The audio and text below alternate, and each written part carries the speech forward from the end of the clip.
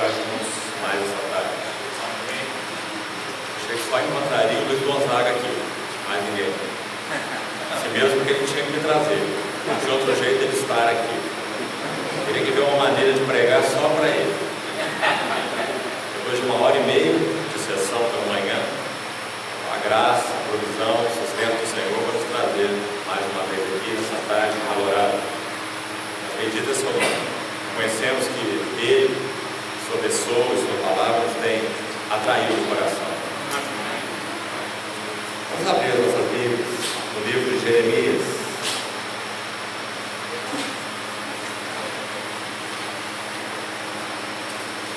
Capítulo 6. Vamos ler o verso 16. Jeremias, capítulo 6, verso 16.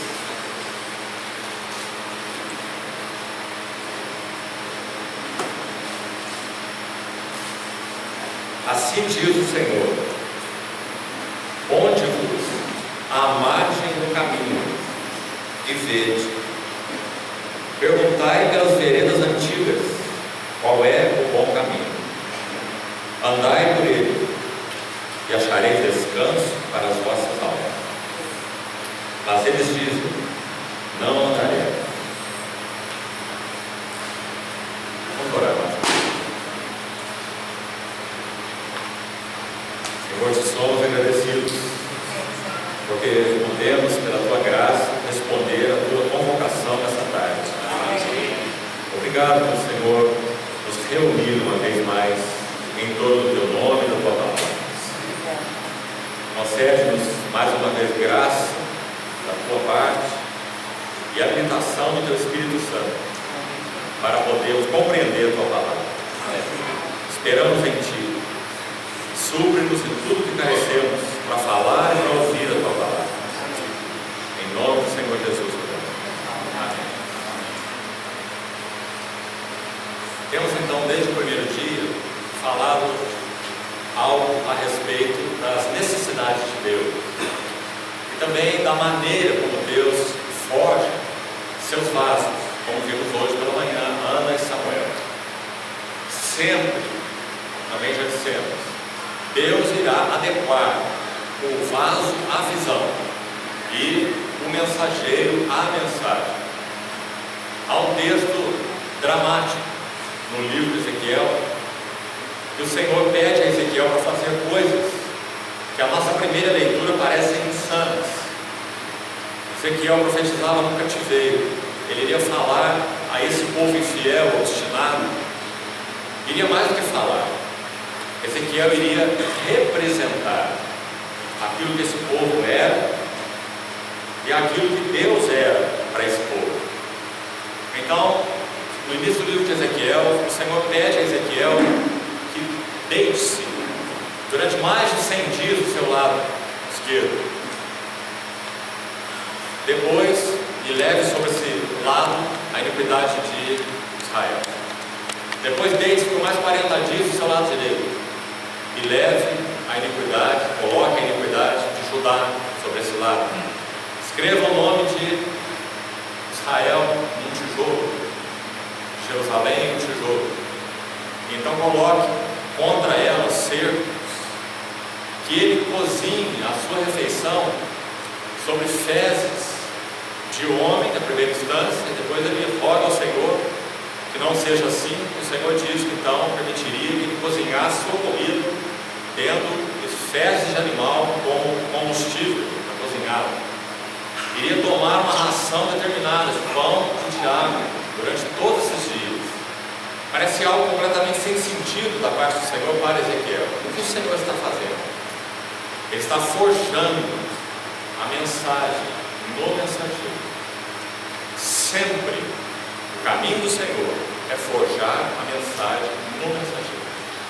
Comentamos de manhã e ontem sobre Saulo, Isaías, Daniel, para onde você for, Abraão, João, Pedro, todos eles, Davi, passando por um discipulado tão intenso da parte do Senhor, para que pudessem então expressar algo da mente do Senhor. Se o Senhor precisasse de porta-vozes, como também falamos, ele teria encontrado uma maneira mais eficiente de falarmos através de porta-vozes. Mas o Senhor não busca porta-vozes, o Senhor busca mensageiros que possam, com a sua palavra, sua visão, sua mente, seu coração, encarnados na sua própria vida, representar Deus não apenas em palavras, mas em tudo que são, pensam, fazem e falam. Por isso lemos pela manhã no texto de Samuel que o Senhor levantaria um sacerdote fiel, e vimos que Samuel era mais que um sacerdote, ele era um profeta do Senhor. E esse vaso, Samuel, ele procederia segundo o que o Senhor tinha na mente e no coração. Nós já lemos 1 Samuel esse texto. Lá não diz ele falará o que eu tenho na mente e no coração. Lá diz ele procederá segundo o que tem na mente e no coração. Por onde você for nas Escrituras, você vai ver que o Senhor não busca porta-vozes, que o Senhor busca forjar a visão no vaso e a mensagem do mensageiro. Hoje nós vamos buscar nessa sessão, se o Senhor permitir, mais reduzido, para que nós tenhamos mais descanso para a sessão da noite. Possivelmente levaremos mais ou menos o mesmo tempo da manhã. E agora pela tarde, então, vamos buscar, se o Senhor se nos permitir, nos ajudar, temos uma sessão mais concentrada em termos de tempo. Vamos buscar falar sobre alguns retornos necessários para que a necessidade de Deus seja suprida. Coloquemos assim: Deus tem necessidades, como temos visto até aqui. Quais seriam alguns retornos que teríamos que fazer para que possamos suprir as necessidades de Deus? Então, o texto que nós lemos em Jeremias 6, verso 16, bastante interessante, diz assim, repetindo: assim diz o Senhor, ponde-vos à margem no caminho e vede. Primeiro grande desafio para nós. Quando nós já estamos nos movendo na inércia de um serviço a Deus, a grande, talvez a maior dificuldade que nós temos é nos pôr à margem do caminho. E nós temos todas as justificativas. Algumas delas são um tanto estranhas, como por exemplo, estou sendo remunerado para isso. Uma justificativa bastante estranha, o serviço na obra do Senhor, mas infelizmente é o que acontece com muitos de nós. Outro motivo são as justificativas da própria obra. Quem vai pregar o Evangelho aqui ou ali? Quem vai visitar este ou aquele? Quem vai fazer esse tal ou tal serviço? Quem vai pregar as mensagens que precisam ser pregadas? Irmãos, no século passado, um irmão, e uma assembleia onde eles se reuniam, ele e outros irmãos mais velhos nessa assembleia, receberam um basta do Senhor. E eles entenderam claramente, em humilhação aos pés do Senhor, que eles deveriam parar com tudo o que eles estavam fazendo, absolutamente tudo. Apenas seguiram um reunir semanal para partir o pão. Quando ninguém iria pregar, ninguém iria ensinar, ninguém iria fazer nada a não ser se reunir em torno da mesa do Senhor e adorar o Senhor. Apenas isso, durante meses, para que ousassem aos pés do Senhor compreender qual era a mente, a palavra do Senhor para aquela assembleia naquele momento. Um servo de Deus também do século passado, certo dia, foi instruído aos pés de um dos maiores mestres da palavra da história da igreja, chamado G. Campbell Morgan. Ele foi ministro na capela de Westminster antes do Dr. Martin Lloyd Jones, tão conhecido. Esse irmão recebeu uma influência tremenda de Campbell Morgan, inclusive participou de cursos bíblicos que Campbell Morgan dava a grupos de estudantes de universidades. Esse irmão já exercia um ministério de valor e de peso espiritual. Ele era capaz de fazer um esboço de todos os livros da Bíblia, todos os 66 livros da Bíblia, sem nenhum resumo ou planilha ou nada em suas mãos, apenas de memória. Certo dia esse irmão chamou sua esposa e disse assim: eu vou para o meu escritório. E você não me chame por nada, não me leve comida e nem me leve água. Eu vou ficar trancado naquela sala até que eu conheça o caminho do Senhor no que concerne aos seus interesses, à sua obra. E assim aquele irmão permaneceu lá. E apenas saiu dali quando se tornou claro para ele como ele deveria cooperar com o Senhor naquilo que havia no coração do Senhor. Sabe qual foi essa maneira? Pouco tempo depois, ele foi banido do seu ministério regular. Ele era um ministro anglicano. Foi colocado para fora com a sua mulher e seus filhos. Perdeu sua residência, salário, tudo que ele tinha. Foi marginalizado por todos os seus companheiros de ministério. Aqueles que estendiam a mão para ele deixaram de estender, aqueles que olhavam nos seus olhos deixaram de olhar. Escreviam panfletos, folhetos contra ele, dizendo que ele era um falso profeta. E esse irmão foi um dos homens que o Senhor mais usou no século XX todo, e continua usando maravilhosamente nesses dias através das suas literaturas. Esse servo do Senhor se chama Austin Sparks. Nós temos, irmãos, muito a aprender no que concerne a obra do Senhor e os interesses do Senhor. Nunca Deus aprovará uma justificativa para que nós não nos ponhamos à margem do caminho e perguntemos pelas veredas antigas qual é o bom caminho. Como falamos, Deus não está interessado em funcionários. Ele não precisa de nós para que seu evangelho seja pregado. Ele precisa que nós compreendamos sua mente e o seu coração. Cada um de nós não tem só o direito, tem o dever de se pôr à margem do caminho e compreender o chamamento do Senhor, a visão celestial, o que a palavra de Deus ensina sobre o eterno propósito de Deus em Cristo, e deixemos de achar que nós somos regenerados e salvos para então pregar o evangelho para outros, e isso resume a obra de Deus. Então, com a ajuda do Senhor, nós vamos buscar falar de alguns retornos urgentíssimos para que as necessidades de Deus possam então ser supridas. Esse verso conclui, segundo já lemos: perguntai pelas veredas antigas. Primeiro, ponde-vos à margem. Pare o que você está fazendo. Você está caminhando? Pare de caminhar. Você está fazendo? Pare de fazer. Não há outra maneira de entender esse texto, irmão. O povo de Israel estava seguindo por um determinado caminho, que eles achavam que estava correto de alguma maneira. E o Senhor diz: ponde-vos à margem do caminho. É uma ordem do Senhor. E vede, e perguntai pelas veredas antigas. Vamos procurar ver o que significa essas veredas antigas um pouco nessa tarde. Esses retornos, como nós chamamos, aquilo que é urgente e necessário para que o Senhor obtenha realmente o seu curso nos seus lados. Que nós não fiquemos aí dando golpes no ar, como Paulo diz. Luto não sem meta, e não como desferindo golpes no ar. Esmurro meu corpo e o reduzo à servidão, para que, tendo pregado a outros, eu mesmo não venha a ser desqualificado. Paulo era um escravo da visão celestial. Nós vamos falar nela essa tarde, na primeira vinda nossa aqui a Rio Claro. Esse foi o nosso tema, a visão celestial. O que Paulo viu, o que Pedro viu, o que João viu. E como essas três visões compõem uma única e exclusiva visão das Escrituras sobre o propósito de Deus. Não há como ver mais nada nas Escrituras que não seja o que Paulo viu, o que Pedro viu e o que João viu. Deus forjou esses três lados para mostrar os três aspectos disso que é chamado a visão celestial. Se você quiser mudar o termo de Paulo em Atos 26, visão celestial, pode usar o termo de Paulo em Efésios 3. O eterno propósito que Deus estabeleceu em Cristo Jesus. Se nós perguntássemos nessa tarde, irmão, fale para nós em 1 minuto qual é o eterno propósito de Deus em Cristo. Quantos será que seriam capazes, no mínimo, de falar sobre o que? Qual o seu conteúdo? Se não somos, então o que nós estamos fazendo? Como nós estamos cooperando com o Senhor? Se não sabemos qual é o seu eterno propósito em Cristo Jesus.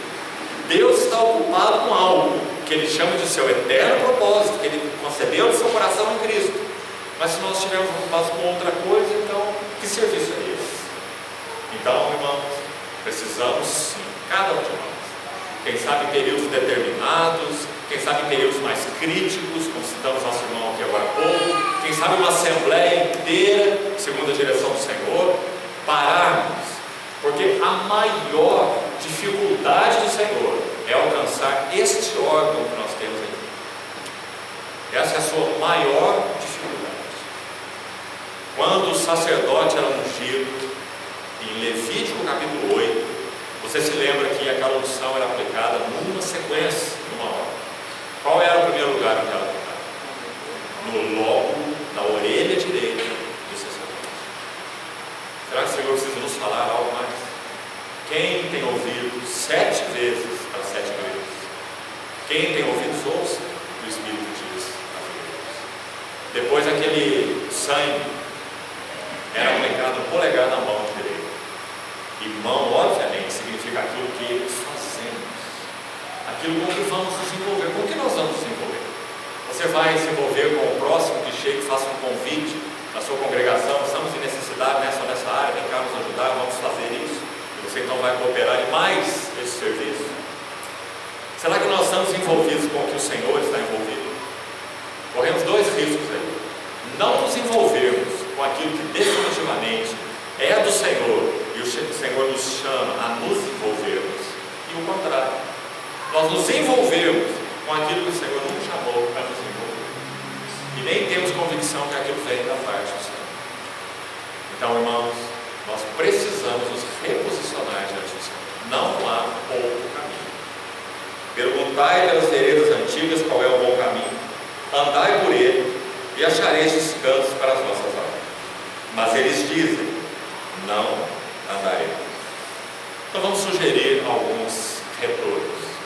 Primeiro, penso que seria importante colocarmos da seguinte forma: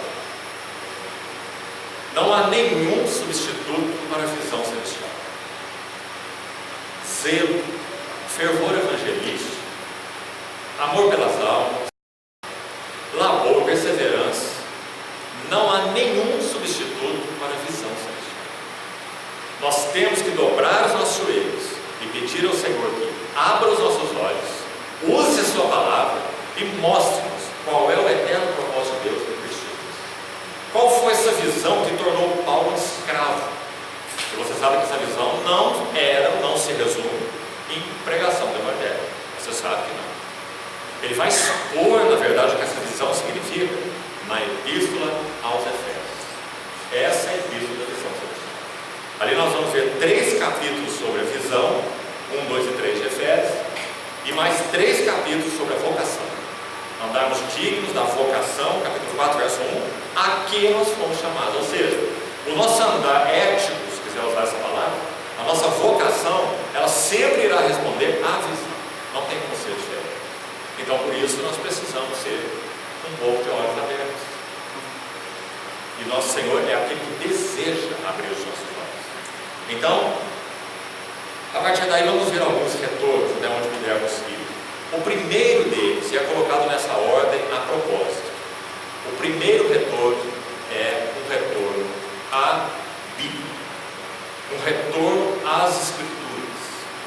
O grande legado que todos nós recebemos dos grandes avivamentos da história da igreja, em primeiríssimo lugar, foi esse: um retorno às Escrituras. Vá para onde você quiser, em todos os avivamentos, desde a pré-reforma, para não começarmos com a reforma. Ali estava o Senhor levantando aqueles vasos na pré-reforma. Você se lembra bem de John Huss? Você se lembra bem daquele outro servo do Senhor que traduziu a Bíblia para o inglês? Durante a reforma, quantos vasos o Senhor usou? Todos eles focados em primeiro lugar na palavra de Deus.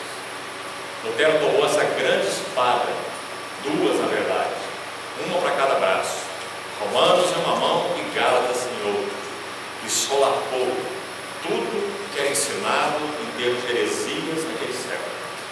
Com Romanos e Gálatas, Lutero destruiu todas as heresias daquela época. E o Senhor produziu aquela chamada reforma, que não deixou de ser um reavivamento maravilhoso. Quando nós vamos para 100 anos depois, 80 a 100 anos depois, o chamado movimento puritano, o que aconteceu no movimento puritano? Lá estava Richard Baxter, lá estava Richard Simes, lá estava John Owen, um dos maiores mestres da história da igreja, John Owen, com a palavra de Deus aberta e trazendo de novo à luz as Escrituras. Já que falamos nele, essa Bíblia aqui está cheia de coisas, além da Bíblia. Tem uma frase aqui de John Owen, gostaria de ler para os irmãos, escute isso.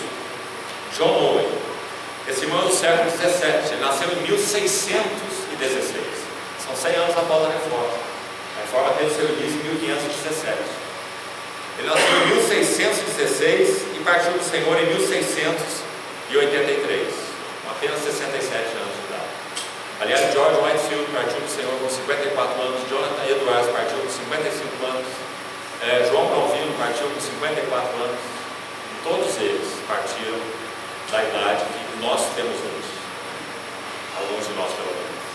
E nós estamos tendo a oportunidade diante do Senhor de ter a nossa vida conservada e nos humilhando diante do Senhor, porque nós não chegamos nem aos pés do que esses irmãos foram na sua geração. Então John Owen disse assim: quanto mais alguém está próximo do céu, mais ele deseja estar ali, porque Cristo está ali. Pois quanto mais frequentes e firmes são as nossas visões de Cristo pela fé, mais anelamos e gememos pela remoção de todas as obstruções e impedimentos. O gemer é um desejo veemente, mesclado com tristeza pela falta daquilo que se deseja. Você acha que esse irmão amou o Senhor? Falando sobre a palavra de Deus, ele diz assim: o glorioso da Bíblia é que ela é agora o único meio tangível, palpável, de nos ensinar sobre as glórias de Deus. Então, irmãos, é isso que nós carecemos, em primeiro lugar, nos nossos dias: amor às Escrituras. Nós, de modo geral, somos geração de segunda mão. Nós nos assentamos e nós ouvimos o que os outros falaram, ensinaram, pregaram. A grande maioria de nós nem confere as Escrituras para saber se as coisas são de fato assim, como os bereanos faziam. E nós vamos engolindo. Alguns assumem o extremo oposto. Alguns têm uma aversão a tudo que foi falado no passado, como se Deus tivesse uma dispensação para essa geração que começou o mês passado e que nos inclui, e jogando pela janela 20 séculos de história da igreja. Quando o Senhor usou o homem, talhou o vaso seriamente, profundamente, e eles tiveram tanto entendimento a respeito da palavra de Deus, da visão celestial, do eterno propósito de Deus. Então nós precisamos descer desse nosso sapato de sal e nos humilharmos aos pés do Senhor e retornarmos às Escrituras. Quando nós vamos para mais 100 anos depois, os puritanos, nós chegamos ao movimento morávico. O conde Zinzendorf nasceu em 1700 e partiu do Senhor em 1760. Aí está outro, que viveu apenas 60 anos de idade. Aos 6 anos de idade, ele escrevia bilhetes e jogava pela janela do seu castelo. Ele era da nobreza morável. E ele orava a Deus, dizendo: Senhor, envie os teus anjos para buscar os meus bilhetes de amor por ti. Quando ele era um jovem, então o Senhor alcançou Zinzendorf. E sabe o que aconteceu? Nossos irmãos estavam sendo perseguidos na Europa, em diversas instâncias. Então o conde abriu as suas terras na Morávia, para que esses irmãos perseguidos, na Tchecoslováquia e outros países, fossem acolhidos nas suas terras. E ali se iniciou o grande avivamento de Morávia. Eles enviaram missionários para todo o mundo, mais do que a igreja enviou em 200 anos. Apenas os irmãos moráveis. Há alguns relatos que são impressionantes.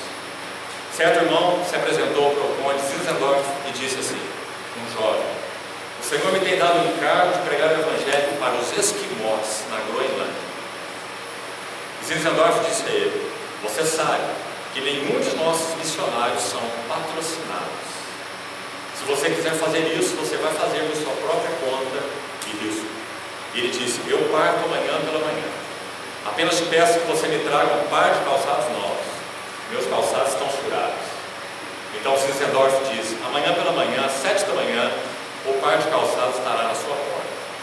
Quando Zinzendorf chegou na sua casa, pontualmente às 7 da manhã, bateu na porta, esse irmão não estava lá. E havia um bilhete. E o bilhete dizia: eu não pude suportar que mais esquimós estivessem morrendo sem Cristo, partissem os meus calçados. Que o Senhor nos ajude a recuperarmos o significado da palavra de Deus, do zelo pelas almas, da visão do eterno propósito de Deus, para que nós possamos ser recuperados entre nossos sonhos. Nós somos uma geração muito fraca aos olhos do Senhor. Alguns jovens no movimento morável, no avivamento morável, eles se venderam como escravos para que o Evangelho fosse pregado. Certa vez eles ouviram dizer que uma ilha no Caribe ainda não tinha recebido a palavra de Deus. E 2 jovens se apresentaram e mandaram uma notícia para esse senhor de terras nessa ilha do Caribe, que dominava grande parte daquela ilha, que ainda não havia recebido o Evangelho. E esse senhor de terras enviou uma resposta de volta para eles, dizendo: essa praga do Evangelho não vai entrar na minha ilha. Então eles disseram: nós queremos servir a você como escravos e trabalhar para você. Então ele disse: assim eu aceito. Então eles se venderam, com a venda de suas vidas pagaram a passagem e foram para a ilha do Caribe, e de lá nunca mais voltaram. O que o Senhor produziu nesses avivamentos é de um valor inestimável. Nós não estaríamos aqui se não fosse o avivamento morável.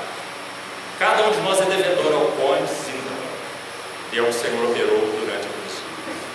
Se nós vamos mais 100 anos depois, nós chegamos ao tempo dos irmãos chamados Irmãos Unidos. Primeira metade do século XIX. Tudo que havia eram igrejas estatais, ministros pagos, de certa forma controlados pelo Estado. Isso era tudo que havia. E a Bíblia fechada. E os sermões de gaveta. Mas então o Senhor despertou o coração de alguns irmãos. Entre eles estão nomes que você certamente já ouviu, como George Miller, como Robert Chapman, o apóstolo do amor, como John Nelson Darby, como William Carey. Todos eles são irmãos da primeira metade do século XIX. Qual foi o legado que nós temos desses irmãos? A Bíblia aberta. John Nelson Darby foi outro dos maiores mestres da história da igreja, e também William Carey. Tantas lições nós aprendemos com esses irmãos. Certa vez, Spurgeon, que viveu 60, 70 anos depois de John Nelson Darby, ele disse que William Carey tinha uma mente tão grande quanto o universo. Tão inteligente era esse homem, além de ser um homem de Deus. Mas Spurgeon, certa vez, fez um outro comentário, que William Carey estava com a sua mente se estreitando, porque ele estava seguindo os ensinos de John Nelson Darby. Houve um momento que, por situações absolutamente injustificáveis, John Nelson Darby e William Carey se separaram, ministerialmente falando. Mas até mesmo nesse caso nós aprendemos uma lição tão profunda no que concerne a palavra de Deus, e da maneira como esses homens foram ganhos pela palavra do Senhor. Após se separarem, William Carey reuniu a maior parte dos escritos de John Nelson Darby e os encaminhou para a publicação. A mensagem de William Carey é muito clara. Nós, de alguma maneira, não estamos cooperando ombro a ombro mais, mas a igreja não pode abrir mão do que o Senhor depositou na vida de John Nelson Darby. Essa foi a mensagem. Então, irmãos, o quanto nós temos a aprender com esse e com o Senhor tem feito em todos esses séculos. Aí nós vamos para 100 anos mais, de 100 em 100. E onde nós chegamos? No começo do século XX. No início do século XX, esse foi o século em que o Senhor mais proeminentemente usou 3 vasos. Um na Europa, um na China e um na Índia. Esse vaso chinês a maioria aqui conhece. É um ótimo amigo. O vaso indiano se chama Baxin. E esse vaso europeu se chama Alça Espartas. Esses 3 irmãos viram com clareza o eterno propósito de Deus em Cristo. Viram com clareza a obra de Deus. Viram com clareza o que era uma assembleia local. Viram com clareza o que significavam as divisões no corpo de Cristo. E então eles representaram Deus de uma maneira extrema durante esse século. Me permite citar algo sobre o menos conhecido dos 3, Baxin, um obreiro indiano. Ele nasceu em 1903 e partiu para o Senhor apenas há 15 anos atrás. Ele viveu até o ano 2000, 97 anos. Ele estava estudando na Índia engenharia mecânica. Os irmãos podem imaginar o que era a Índia em 1920, alguma coisa, na década de 30 do século passado. Um país paupérrimo. O pai de Bhagat Singh era um algodoeiro, um homem de posses, no meio de toda aquela pobreza. E ele era um estudante de engenharia mecânica. Seu pai era da seita chamada Sikh. Entre os hindus é a seita mais ortodoxa do hinduísmo. E Bhagat Singh era um Sikh. Quando ele saiu de casa, seu pai disse: você vai estudar fora, completar os seus estudos na Inglaterra, e nós te proibimos que você negue a sua fé e o legado que você tem recebido nessa família. Então Bhagat Singh disse: meu pai, eu nunca negaria a nossa fé. Então Bhagat Singh partiu para a Inglaterra, e ali ele começou a se corromper primeiro com o sistema do mundo, e lá se foi a sua religião Sikh, se corrompendo com o mundo. E no momento posterior ele estava fazendo uma viagem para a América do Norte. Então nesse navio ele encontrou alguns irmãos jovens que estavam numa reunião de oração, adorando a Senhor. E ele, como um cético que é, participou daquela reunião à margem, mas num dado momento eles disseram uns aos outros: agora vamos ajoelhar, orar e adorar o Senhor. E ele disse que quando todos se ajoelharam, e quando ele se viu, ele também estava ajoelhado no meio daquele jovem, sem nem saber o que ele estava fazendo. E quando ele levantou, naquele tempo, ele disse: algo ocorreu no meu interior. E ele completou a sua viagem e chegou então até o Canadá. E foi hospedado, veja os caminhos de Deus, e foi ali recebido, como que num intercâmbio, digamos assim, como é comum hoje, não era naquela época. Ele foi recebido por uma família de cristãos. E ele então ganhou uma Bíblia. Sabe o que aconteceu? Ele abriu aquela Bíblia da forma a mais cética possível, mesmo já tendo tido aquela experiência que teve naquele navio. E ele começou a ler. E ele começou a tardezinha e ele concluiu ao amanhecer. Ele não pôde se desligar do que ele estava lendo. E ele disse que quando ele abriu o Evangelho de João e via em verdade, aquilo então colocou as barreiras do seu coração, da sua religião Sikh, por terra. Porque de alguma maneira ali estava o Espírito Santo dizendo: esta é a verdade. Em verdade, vos digo, nosso Senhor diz. Resumindo essa história tão longa, são 97 anos. Sabe o que aconteceu certa vez com Bhagat Singh? Ele teve uma entrevista na Filadélfia. Ele pregou também a palavra de Deus em vários países, além da Índia. E na Filadélfia foi perguntado a ele: o que você acha dos missionários norte-americanos na Índia? Sabe o que ele respondeu? Eles não são mais necessários para nós. Quando eles vão lá pregar o Evangelho, eles dependem dos seus patrocínios. E quando eles fazem as suas reuniões evangelísticas, eles ficam de olho nos seus relógios, para que não passe os 50 minutos. Nós na Índia aprendemos a nos reunir 5, 6, 10 mil pessoas em campos abertos para adorar o Senhor e ouvir a sua palavra. Quando esses pregadores iam aos Estados Unidos, à Índia, eles se ocupavam especialmente em fazer aquela obra da missão. Bhagat Singh e seus cooperadores pregaram o Evangelho na Índia, de norte a sul, e foram estabelecidas 10 mil assembleias locais na Índia. Por que nós reforçamos essa palavra assembleias locais? Porque, irmãos, elas não eram denominações, elas eram assembleias locais. Elas tinham administração local, os presbíteros locais, não estavam ligados à instituição nenhuma, porque Bhagat Singh entendeu o propósito de Deus para as igrejas do Novo Testamento. Então ele não só evangelizava, ele foi um grande evangelista, mas ele reunia os cristãos em assembleias locais e abria a palavra e mostrava para eles qual era o padrão de Deus para as assembleias locais. Então esse foi o grande legado de Bhagat Singh durante os anos do seu serviço. Certa vez, concluindo aqui sobre ele foi entrevistado por ninguém menos do que Martin Lloyd Jones, lá mesmo na Inglaterra. E Martin Lloyd Jones ficou extremamente impressionado com Bhagat Singh, porque Bhagat Singh não tinha feito nenhum curso de teologia, nenhum seminário. Então Martin Lloyd Jones perguntou a ele assim: você conseguiu tal conhecimento das Escrituras? Sabe o que ele disse? Lendo a Bíblia sobre os meus joelhos até 14 horas por dia. Certo irmão disse assim: os nossos mestres ocidentais, diante de Baxine, parecem anões. A palavra de Deus precisa ser recuperada nos nossos lábios. A Bíblia aberta de novo. Nós já estamos há 100 anos do nascimento desses 3 vasos que eu citei. Sparks nasceu em 1888, Watchman nasceu em 1903 e também Baxine nasceu em 1903. Nós já estamos há mais de 100 anos. Onde estão os vasos do Senhor que realmente conhecem a sua palavra, amam a sua palavra e podem representar o que o Senhor deseja para a nossa geração?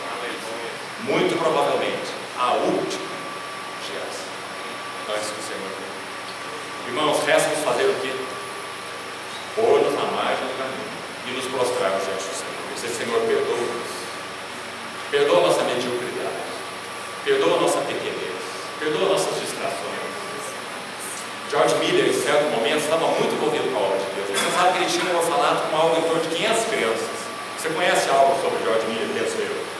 Ele disse que certa vez estava orando a Deus pedindo fé. Senhor, me dá mais fé. Você sabe que ele foi um homem de fé.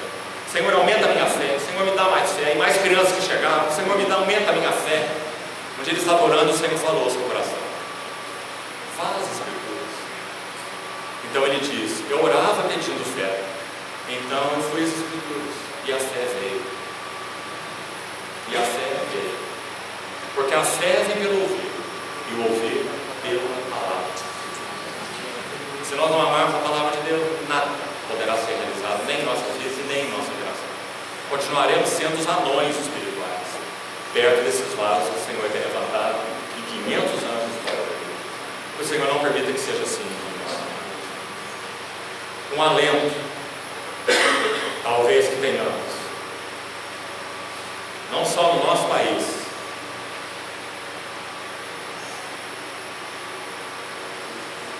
não só no Brasil, mas nós temos constatado também em alguns outros países. Deus, na sua fidelidade, na sua misericórdia, Ele tem levantado uma geração de jovens que realmente tem se interessado pela palavra do Senhor. Amém? E nós louvamos o Senhor por isso. Como tem sido comum esta cena que nós estamos vendo aqui, esse canto aqui, e alguns mais esparsos por aí, jovens que se assentam, amam a palavra e querem ouvir a palavra. Jovens que perguntam: como estudar as Escrituras? Talvez haja um método melhor. Por onde começaríamos? Que livros textos poderiam nos ajudar? E graças ao Senhor por essa geração de jovens que tem se aplicado à palavra de Deus. Se o Senhor tardar mais 20 anos, isso não é muito tempo, nós temos expectativa que hoje os jovens com 18 anos possam representar o Senhor de forma poderosa na sua geração. Porque certamente, irmãos, se o Senhor tardar 20 anos, nós estaremos numa hora pavorosa no que concerne ao mundo. Você tem alguma dúvida disso? Você tem alguma dúvida quanto à maior potência econômica e política do mundo, Estados Unidos da América, decreta o homossexualismo como algo oficial e lei dos 50 estados? Você tem alguma dúvida do que isso significa? Significa que nosso Senhor, segundo sua avaliação, Ele vê o cálice da iniquidade dos amorreus estar próximo do gargalo.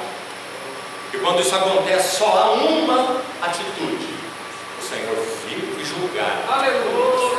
E estabelecer para o seu povo herança e para os não salvos juízo.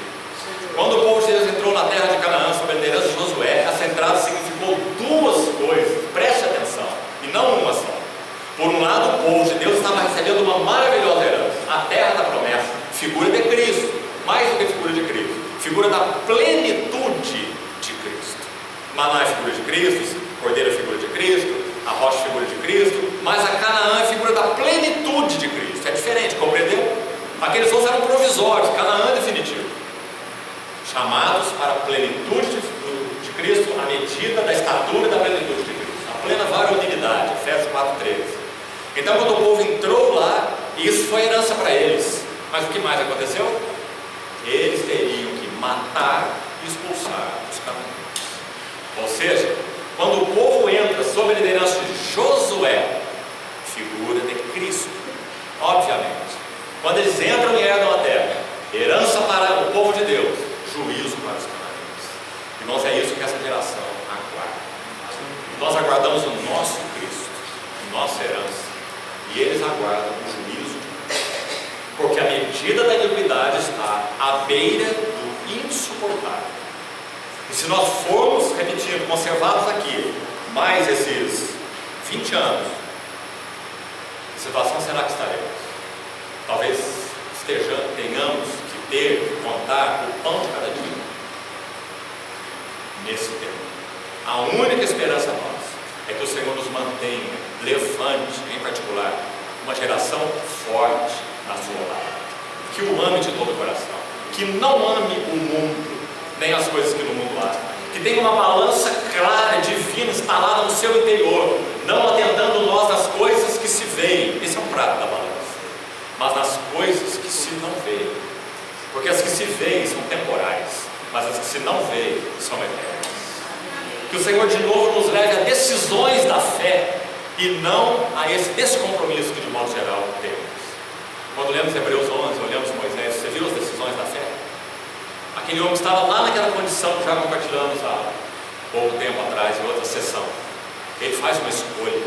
Ele prefere ser maltratado junto com o povo de Deus do que usufruir prazeres transitórios do pecado. E ele fez a sua escolha. Por quê? Porque ele era um louco, insano. Hebreus 11 diz, porque ele via aquele, não aquilo, aquele que é invisível. Irmão, se nós não tivermos hoje instalada essa balança espiritual dentro de nós, para onde nós vamos? Retorno às Escrituras é a nossa primeira grande necessidade. Um segundo retorno, consequente dela, um retorno à centralidade de Cristo. Urgente. Nós temos perdido Cristo na obra de Cristo, ou chamada obra de Cristo, a obra para Cristo. Um retorno à centralidade de Cristo.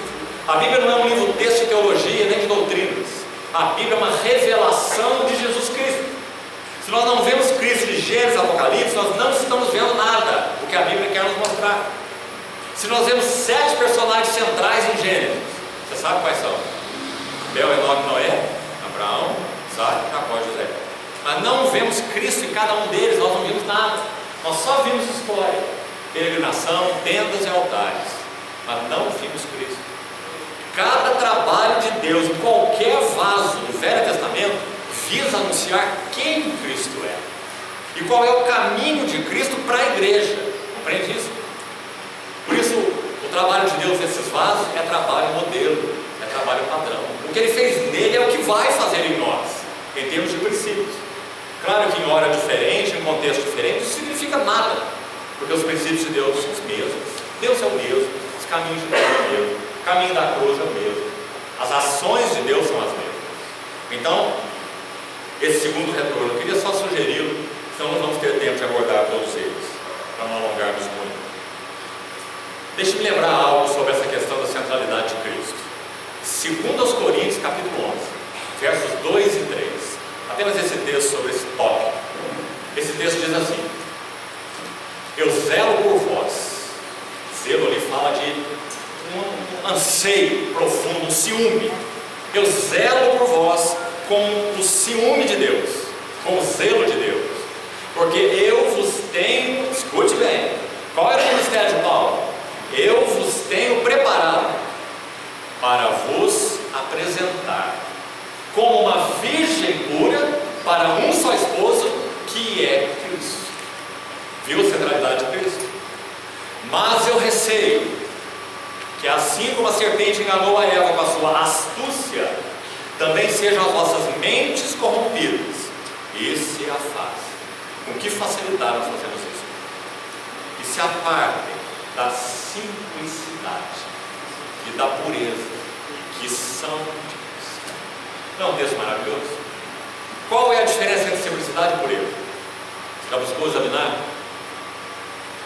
A palavra simplicidade significa ter um só foco. A palavra simples, a grande maioria dos textos do Novo Testamento é a palavra aplos, que significa simples. Às vezes é traduzida como boa. Se os teus olhos forem bons, todo o teu corpo será luminoso. A palavra para bons é aplos, simples na verdade. Se os seus olhos forem simples, então todo o seu corpo será luminoso. Olha o que a palavra está falando. Você tem uma visão clara, você tem a visão celestial, você tem compreensão crescente do eterno propósito de Deus em Cristo. Se os teus olhos forem simples, todo o teu corpo será luminoso. Aí estão as duas palavras juntas. Simplicidade é ter um só foco. Pureza é a consequência da simplicidade. Pureza é ser formado ou constituído de um elemento só. Compreende isso? Que elemento? Cristo. Se nós temos visão simples em Cristo, nos deleitamos com as glórias de Cristo. Acabamos de ler tantos textos aqui de Edwards, de John Owen, as glórias de Cristo. Se temos nos deleitado com as glórias de Cristo, somos simples. Aí está o nosso foco. Ninguém vai nos distrair, nenhuma obra vai nos distrair. Ele cativou a nossa visão e o nosso coração. Qual o resultado dentro de nós? Pureza. Nós seremos constituídos de só um elemento. Essa é outra maneira de dizer o que Paulo disse nos Gálatas: meus filhinhos, sofro de novo por vocês, que estão aí se distraindo com tantas coisas, judaísmo, circuncisão, lua nova, festa, sábado, não sei o que mais, não é? Filhinhos, eu sofro de novo dores de parto, até que Cristo seja plenamente formado em nós. Isso é simplicidade. Paulo era simples, por isso Paulo era puro nos seus motivos. E é isso que o Senhor deseja para cada um dos seus lados. Então guarde isso, irmão. Ore sobre isso. Simplicidade, visão, pureza, constituição. Não há como sermos puros. De que maneira poderá o jovem guardar puro o seu caminho? Observando segundo a sua palavra. Viu como funciona? Então, segundo retorno, centralidade de Cristo. Quando nós começamos a colocar coisas ao lado de Cristo, sabe o que acontece? Não é por causa do significado de Cristo. A sua glória é tanta que Ele é capaz de fulminar todas as coisas. Não é por causa dele, é por causa de nós. Nossa moléstia. Quando nós vamos colocando coisas em torno de Cristo, cada uma delas tende a se tornar prioritária sobre Ele e ocupar o lugar no nosso coração. Sempre isso acontece conosco. Por isso nós não podemos ter uma vida cristã de Cristo e algo mais, mas somente Cristo.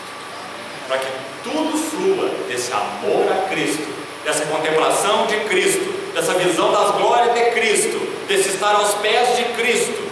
Eu sei que alguns irmãos aqui leram, estudaram e ouviram alguma coisa sobre as visitas do Senhor a Betânia. Foi assim? Você lembra as 3 primeiras visitas, irmão? Você lembra a história de Maria e de Betânia aos pés do Senhor? Você lembra? Na primeira visita, pelo menos as que estão registradas nas Escrituras, são 7 registradas. Na primeira visita, Maria está assentada aos pés do Senhor. Na segunda visita, seu irmão morreu, ela está com seu coração em um grande turbilhão. Nosso Senhor vai em direção ao lar de Betânia. E lá está Maria. E agora ela se lança aos pés do Senhor, assentada aos pés do Senhor, lançando-se aos pés do Senhor. Mas ainda não terminou. Terceira visita, João 12. Lá está aquela ceia preparada para o Senhor, depois da ressurreição de Lázaro. Onde está Maria? Ungindo os pés do Senhor. Irmãos, há um segredo espiritual.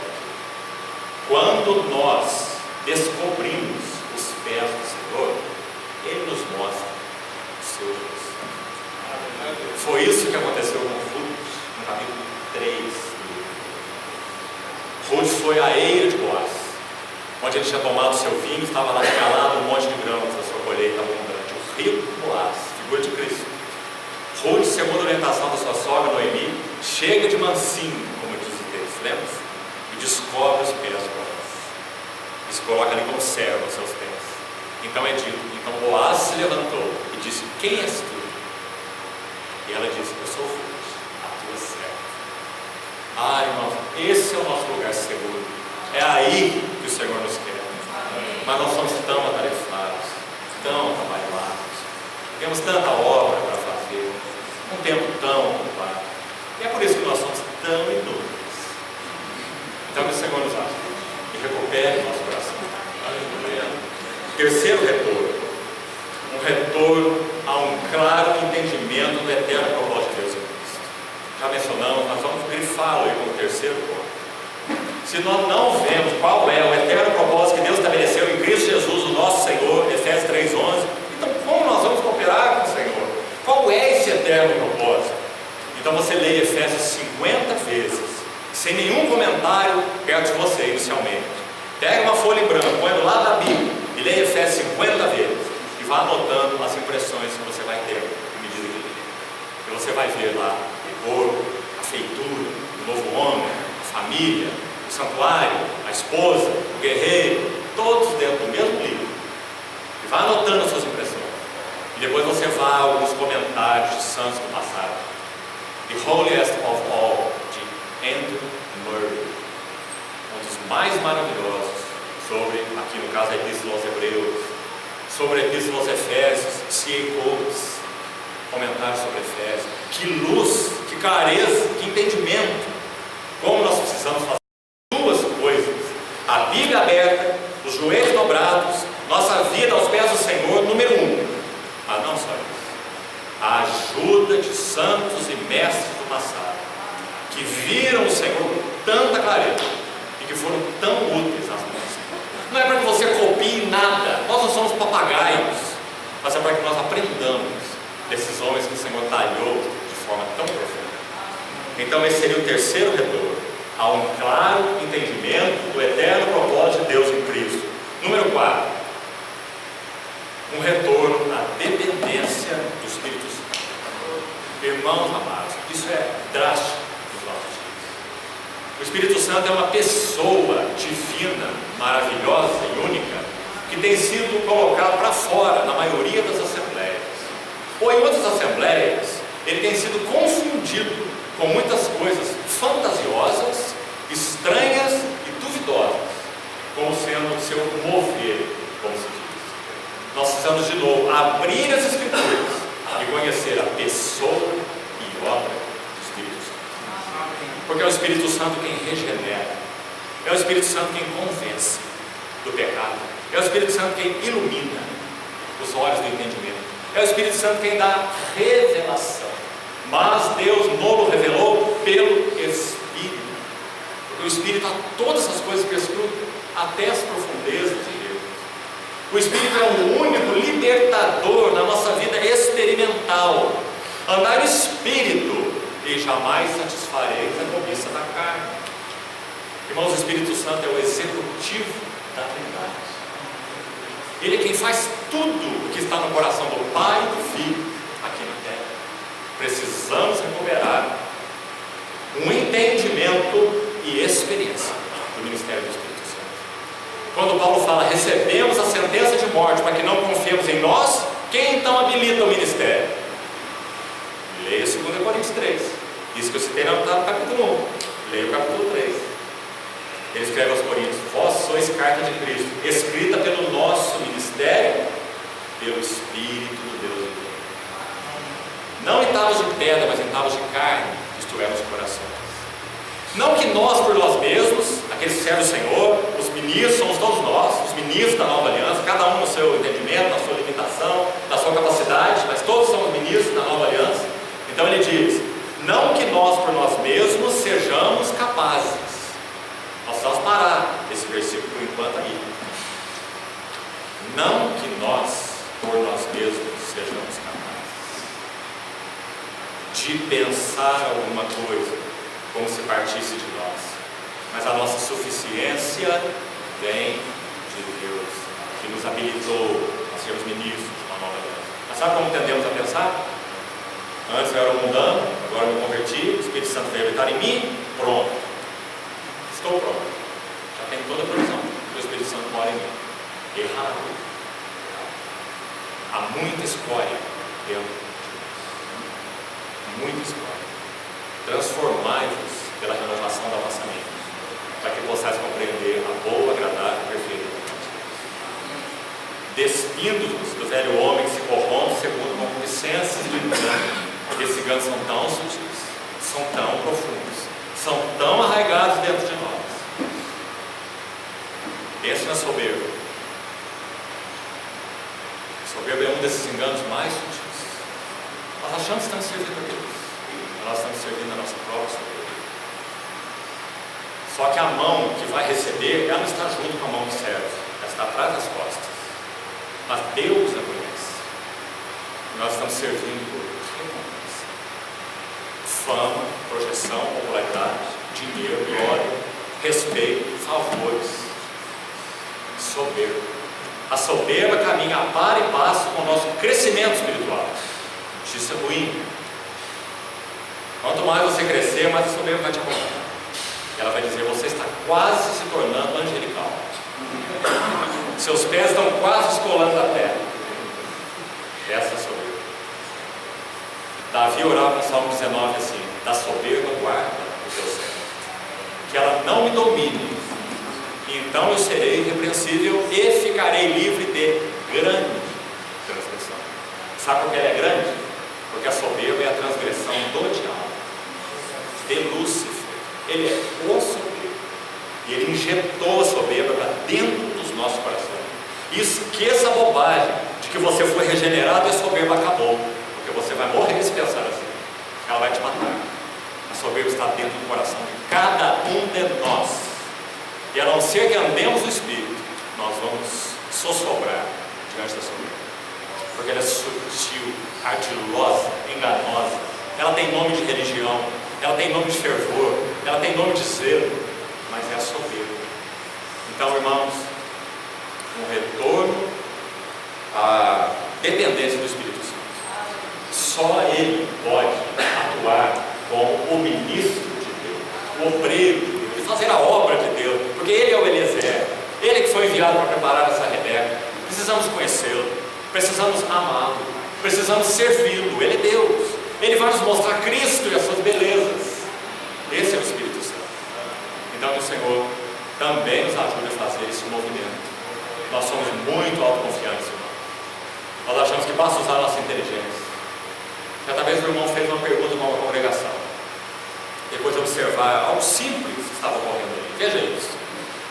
Nos reunimos para certa reunião, nós estávamos juntos, e aquelas cadeiras foram arrumadas de uma maneira completamente inconveniente. Por exemplo, as cadeiras que aqui estão de frente para cá, estavam de frente para a parede, colocadas todas nesse mesmo alinhamento aqui. Os irmãos ficavam sentados ali 1h30, estavam torcendo o seu pescoço, porque estavam assim o tempo todo para ver quem estava falando. Então esse irmão perguntou no final da reunião para alguns irmãos daquela assembleia assim: antes de arrumar essas cadeiras, vocês perguntaram para o Senhor como que elas deveriam ser arrumadas? Talvez a resposta seja: claro que não, uma cadeira, acho que meus filhos de 8 anos sabem fazer, só pôr ele e arrumar as cadeiras.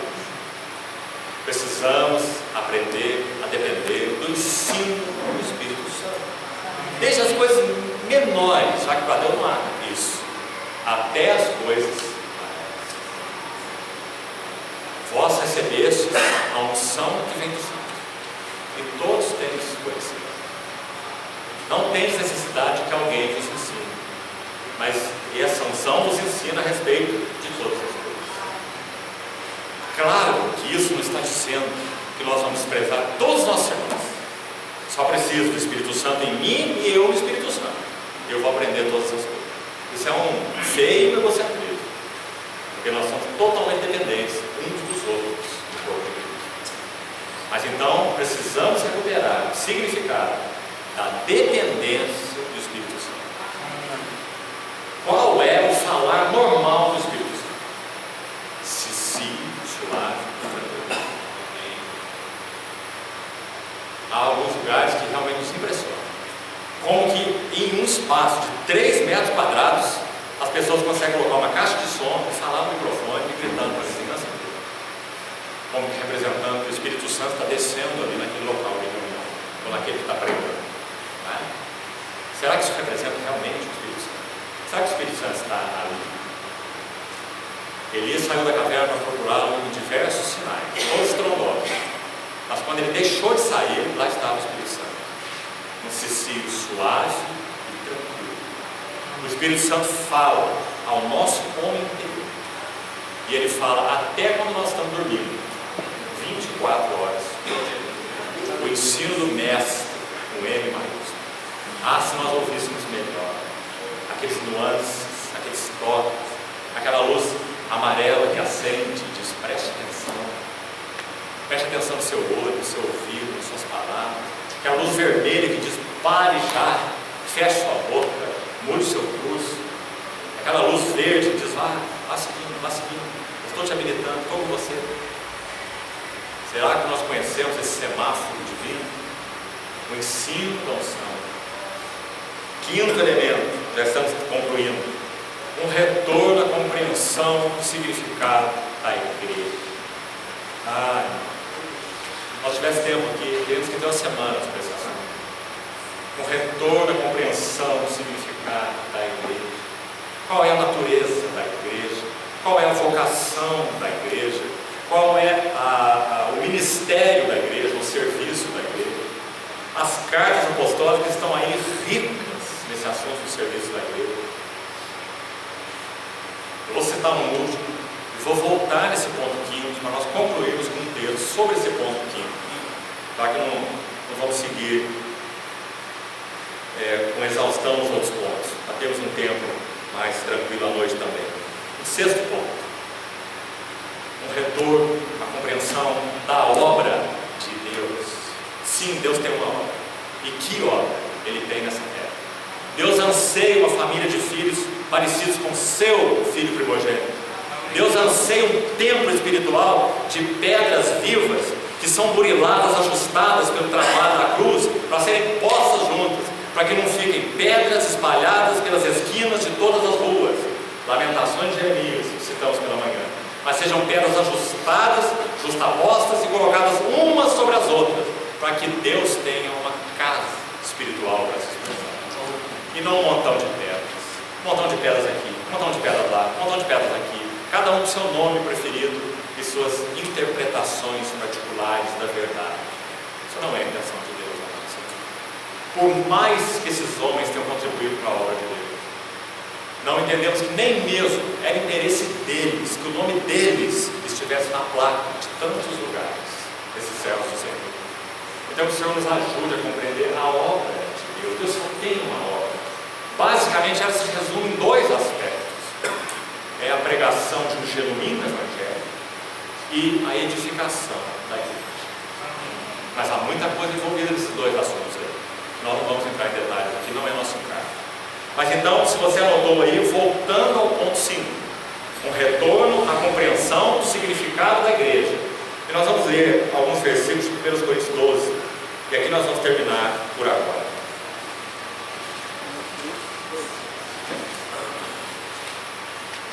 1 Coríntios capítulo 12.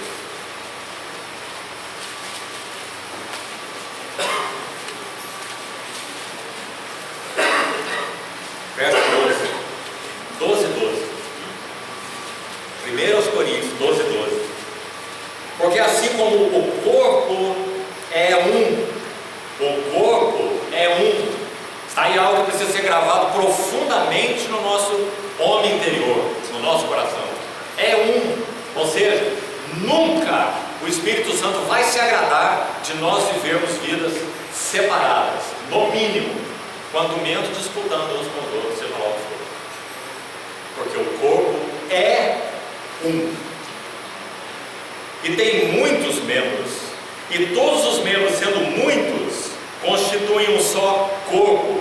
Assim também com respeito, se fôssemos nós que escrevêssemos a Bíblia, nós iríamos por aí, a igreja. Não iríamos? Porque quem é um corpo de muitos membros? A igreja, né? Nós poríamos aí, a igreja. Mas o Espírito Santo pôs Cristo. Sabe por quê? Porque a palavra Cristo aqui nesse texto, né, no ouço com cuidado, não está se referindo a Jesus Cristo. Compreendeu? Não, né? Está se referindo ao novo homem da nova criação, que é um homem coletivo, é um homem corporativo. Como esse homem corporativo é? Jesus Cristo é sua cabeça, Ele está entronizado à destra da majestade, presente no meio de nós pelo Espírito Santo. Ele é a cabeça desse corpo, e nós somos os seus membros. Então ele está dizendo, assim é Cristo, assim com respeito a Cristo, porque ele está falando do novo homem, da nova criação. Agora não é o Jesus Cristo, Jesus de Nazaré. Agora é o Jesus Cristo, Jesus de Nazaré, que foi feito cabeça de um homem maior, um homem coletivo, que inclui os seus membros, ou inclui a igreja. Senão você não entende nada desse versículo, porque Cristo não é Cristo de muitos membros. Jesus de Nazaré não é um Cristo de muitos membros, certo, irmão? Então, assim também com respeito a Cristo, pois em um só Espírito, olha como a gente está falando de um homem coletivo, está vendo aí? Pois em um só Espírito, todos nós fomos batizados em um corpo. É claro que ele está falando de um homem coletivo. Cristo é a cabeça, a igreja o corpo de muitos membros. Todos nós fomos batizados em um corpo, ou para dentro de um corpo, seja judeu, grego, escravo, livre, e a todos nós foi dado beber de um só Espírito. Porque também o corpo não é um só membro, mas muitos. E agora, queria citar para os irmãos aqui 4 orientações, 4 expressões de Paulo que nos ajudam extremamente no que concerne ao entendimento da igreja. Aqui, particularmente, o serviço do corpo. Já que falamos que nós temos a questão da natureza da igreja, o que é a igreja, temos a questão da vocação da igreja e temos a questão do serviço da igreja. Pelo menos essas 3 coisas.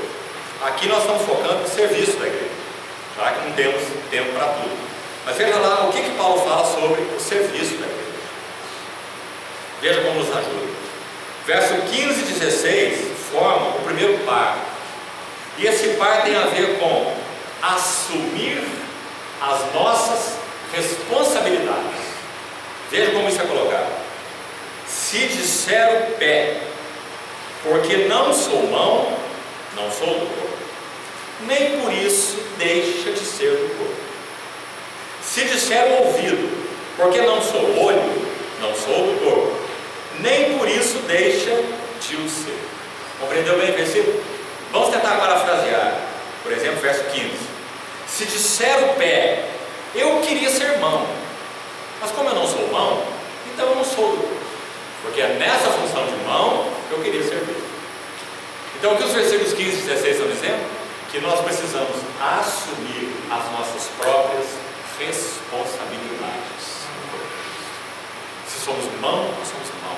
Se somos ouvido, nós somos ouvido. Se somos olho, nós somos olho. Se essa orelha aqui quiser ser olho, você já pensou na confusão que vai fazer no corpo? Então você arranca ela daqui. Ela não gosta de ser orelha. Então você arranca a sua orelha e coloca na frente do olho. Primeiro problema: o corpo vai estar deficiente no ouvido, porque o ouvido não quer ouvir, para abençoar todo o corpo. O olho vai ter problemas de ver, porque o ouvido está atrapalhando, está na frente dele, né? O olho não vai conseguir ver. Duas tragédias e não uma só, porque o ouvido não assumiu a sua devida responsabilidade. Qual é a característica maior de uma criança, seja espiritual ou seja natural? Está continuamente na dependência de outros. Todos nós dependemos uns dos outros, mas a criança está continuamente na dependência. Ele depende o tempo todo, de tudo e de todos, e não assume responsabilidade por ninguém. Por isso é criança. Espiritualmente o mesmo é fato. Quando nós temos uma dependência insana dos nossos irmãos, e quando nós não assumimos responsabilidade pelas vidas de ninguém, essa é a maior prova de que nós somos crianças. Então, o primeiro aspecto, assumir responsabilidades, verso 15 e 16. Segundo, verso 17. Se todo o corpo fosse olho, onde estaria o ouvido? Se todo ele fosse ouvido, onde estaria o olfato? Mas Deus dispôs. Você não se candidatou para um serviço do corpo de Cristo. Deus dispôs os membros, colocando cada um deles no corpo como lhe aprouve. Aí está um outro par, verso 17 e 18. Como nós chamaríamos esse par? Vamos chamá-lo de aceitando limitações. O primeiro par fala de assumir responsabilidades, já vimos. O segundo, de aceitar limitações. serve, aqui precisamos de Romanos 12, serve segundo a medida da fé. Irmão, isso é graça, é importante no nosso serviço. Muitas vezes nós estamos falando palavras da última conferência, entendeu? Do último livro que você leu, mas não tem nada que foi tornado real em você, só no teu cérebro. Então você vai tentar ajudar outros cérebros, sem conhecer o poder da verdade no seu próprio coração. Então, aceitando limitações, por isso seja segundo a medida da fé. Se profecia, seja segundo a proporção da fé, né? Terceiro, verso 21. Não podem os olhos dizer à mão, não precisamos de ti. E aqui nós temos uma frase muito impressionante e linda. Olha aí, pessoal. Nem ainda a cabeça. Quem é a cabeça desse corpo? É o nosso Senhor Jesus.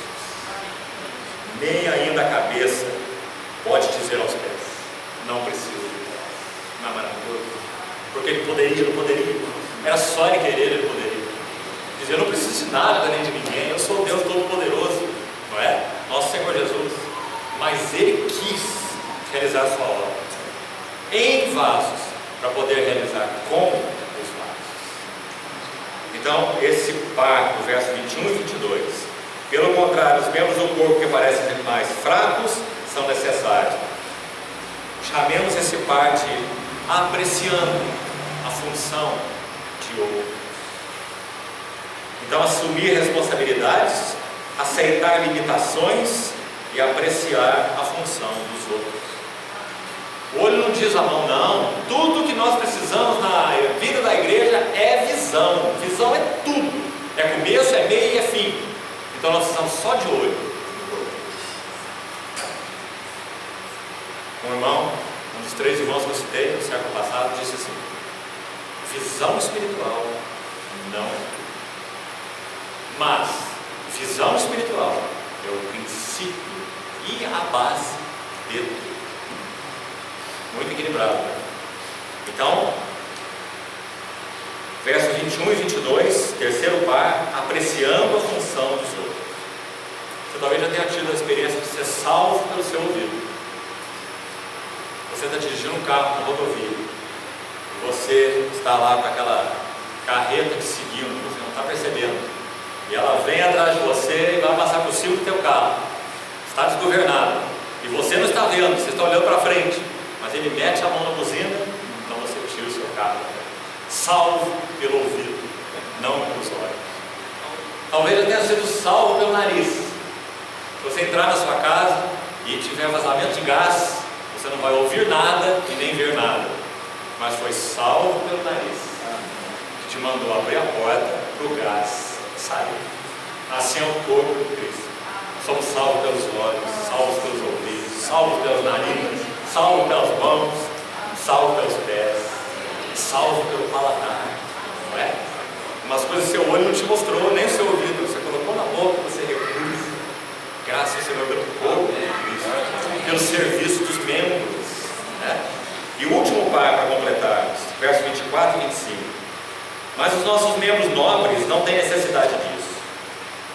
Contudo, Deus coordenou o corpo, concedendo muito mais honra àquilo que menos tinha. Primeira frase importante: Deus coordenou o corpo. Que maravilha! Como precisamos nos amar, servir uns aos outros, viver juntos, usufruir da carga de Deus, da visão de Deus, daquilo que o Senhor depositou na vida de cada um de nós, ajudarmos uns aos outros nas nossas próprias cargas. Deus coordenou o corpo. E verso 25: para que não haja divisão no corpo. Pelo contrário, coopere, que temos duas palavras importantes: coordenou, está no verso 24, e coopere, no verso 25. Tanto o corpo foi coordenado pelo Senhor, como foi chamado para cooperar com o Senhor e uns com os outros. Cooperem os membros com igual cuidado em favor uns dos outros. Aqui então terminamos. Nós estamos com os irmãos que essa palavra divisão na Epístola aos Coríntios aparece 3 vezes. Está no capítulo 1, no 11 e no 12. 3 vezes. E que ela significa desconjuntar ossos. E então, há uns meses atrás, meio do ano passado mais ou menos, temos para ilustrar isso, o que isso significa para Deus. Uma irmã entre nós estava saindo do seu banho e caiu sobre o seu braço. E não teve fratura, ela teve uma desconjuntura severa dos ossos do punho. E ela gritou de uma maneira tão desesperada, que depois que tudo se resolveu, no outro dia, ela disse assim ao seu marido: meu bem, nós precisamos, eu acho, procurar nossos vizinhos para dizer para ele que você não estava batendo. Isso é o que significa divisão no corpo de Cristo, para que não haja divisões. Antes, cooperem os membros com igual cuidado em favor do outro. Fui informado pelos da casa de Cloé que há divisões entre nós, preferências ministeriais. Eu sou desse, eu sou daquele. E os que não queriam isso erraram também, porque disseram: eu sou de Cristo. Igualmente errados, porque eles teriam que dizer: nós somos de Cristo, e não eu sou de Cristo. Então aparece a terceira vez a palavra no capítulo 11, quando Paulo fala sobre as divisões, até mesmo no partido de Paulo, na mesa do Senhor, que é a mesa da unidade, e eles estavam vivendo em divisão. Infelizmente, queridos irmãos, muitos de nós, em nome da unidade, estabelecem mais divisões. Nós precisamos sim recuperar esse elemento do serviço do Senhor urgentemente. Sabe por quê? Quanto mais o dia do Senhor se aproximar, mais nós estaremos convictos a respeito de uma coisa: nós só temos Cristo, e nós só temos uns aos outros. Nós não temos ninguém. Tente compartilhar seus problemas psicológicos com o mundo, para você ver o que acontece. Tente falar das suas crises espirituais com seu colega da escola, que não pertence ao Senhor. Nós só temos a Cristo, e só temos uns aos outros. Lembra-se a profecia de Balaão? Esse é um povo que habita só, e não será contado entre as nações. Então, se o Senhor de novo não puder nos dar uma visão celestial, e o Espírito Santo não encontrar lugar nos nossos corações para abolir-nos dos espíritos partidários, como nós seguiremos com a obra do Senhor? Senhor, então tenha misericórdia de nós, e continue encontrando lugar a trabalhar em nossos corações. Nós somos a sua grande obra. Nós somos. Se Ele não alcançar isso em nós, Ele não pode alcançar nada através de nós. Senhor, continue então falando aos nossos corações. Vamos orar, vamos descansar um pouco aqui agora. Senhor, nós te confessamos, realmente humilhados na tua presença, de que nós somos uma geração de anões espirituais. Tem misericórdia de nós, Senhor. Realiza a tua obra nas nossas vidas, Senhor. Abre os nossos olhos, tira as escamas do nosso entendimento, para que vejamos as glórias de Cristo de uma tal maneira que tudo que não é Cristo seja retirado, todos os teus concorrentes sejam eliminados do nosso coração. Senhor, mostra para nós mesmos a sutileza da nossa carne, a soberba que há em nós. Livra-nos das artimanhas do maligno. Desejamos responder ao teu conselho eterno, Senhor. Queremos que o Senhor forje a visão celestial nos teus vasos e forje a tua palavra nos teus mensageiros. Tem misericórdia de nós, Senhor. Ergue com a tua graça, antes da tua vinda ainda, uma geração que honre o teu nome, um testemunho vigoroso de quem o Senhor é nessa última geração. Senhor, fala ao nosso coração. Senhor, tira as nossas ilusões, trata com as corrupções e as divisões do nosso coração, Senhor. Conquista-nos inteiros